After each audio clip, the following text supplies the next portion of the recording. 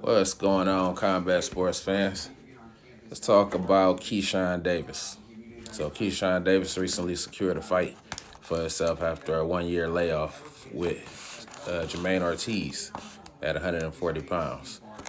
January 31st on Shakur Stevenson and Teofimo Lopez undercard.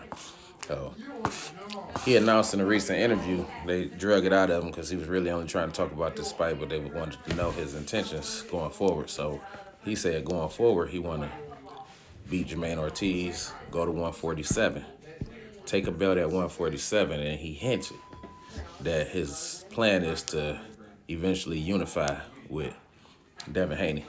So I seen some other folks talking about it, and a lot of people think that he just talking, like he just calling Devin Haney name, kind of clout chasing. I seen that claim a little while ago because they said right after he called out Devin Haney, then he said that he always knew that he was going to be fighting Jermaine Ortiz. Well, he debunked that lately because he didn't find out until December 22nd that he was fighting Jermaine Ortiz.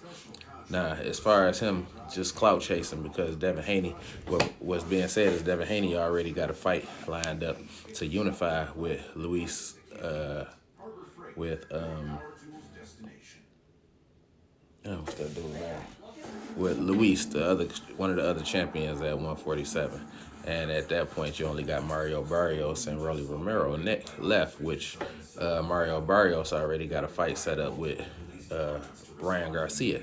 So that leaves Rolly Romero, and nobody thinks that Rolly Romero would actually fight Keyshawn Davis.